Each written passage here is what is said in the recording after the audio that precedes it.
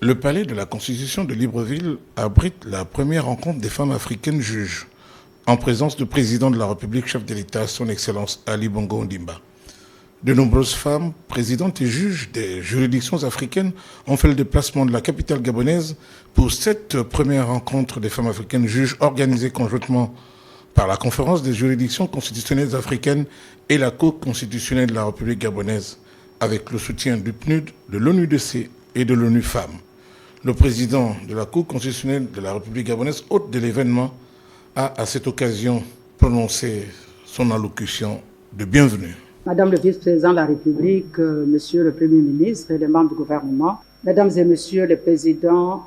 des institutions constitutionnelles et des autorités administratives indépendantes, Mesdames et Messieurs les présidents et juges des juridictions africaines, Mesdames et Messieurs les représentants des organismes spécialisés des Nations Unies,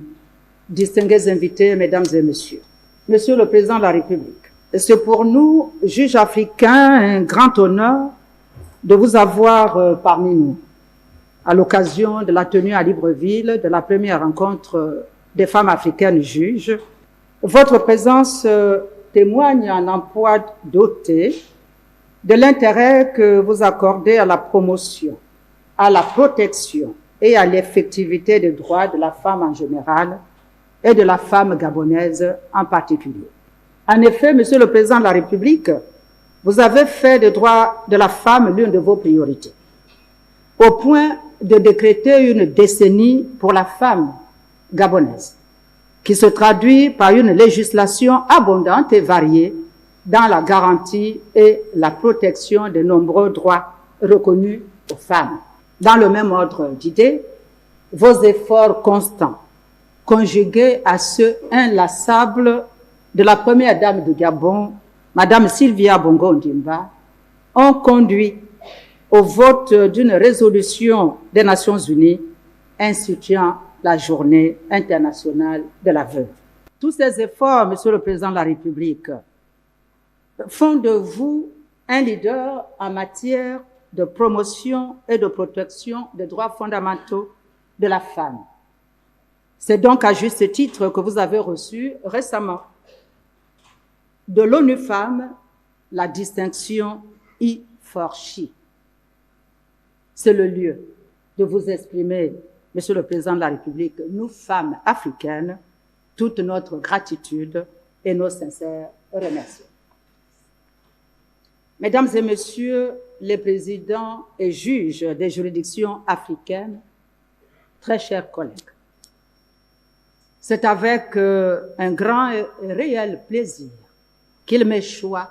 au nom de la juridiction constitutionnelle gabonaise et en mon nom propre, de vous souhaiter la plus cordiale des bienvenues et un agréable séjour chez vous en terre gabonaise, à l'occasion de la tenue à Libreville de la première rencontre des femmes juges. À ce propos, permettez-moi à cet instant de saluer le bureau de la Conférence des juridictions constitutionnelles africaines pour avoir pris l'initiative d'une telle rencontre, organisée conjointement avec la juridiction gabonaise,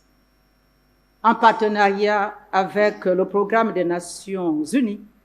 contre la drogue et le crime, le programme des Nations Unies pour le développement. C'est également pour moi ici le lieu de rendre un vibrant hommage à toutes ces femmes pionnières qui ont mené une lutte acharnée pour la promotion et la défense des droits des femmes à travers le monde. Cette rencontre, dont le thème est la présence de la femme africaine au sein de la magistrature, bilan et perspective, a pour objectif la création d'un espace spécifique d'échange, d'expérience et de réflexion pour les femmes africaines juges. Évoquer le thème des femmes dans la magistrature, c'est s'inscrire immédiatement dans un débat fondamental qui consiste à opposer les tenants de l'introduction dans notre droit de discrimination positive en faveur des groupes dont les chances sont compromises en raison des pratiques sexistes ou racistes, ou d'inégalités socio-économiques face à ceux pour qui doit s'imposer le principe juridique énoncé dès l'article 1er de la Déclaration des droits de l'homme et du citoyen, selon lequel les hommes naissent et demeurent libres et égaux en droit. Les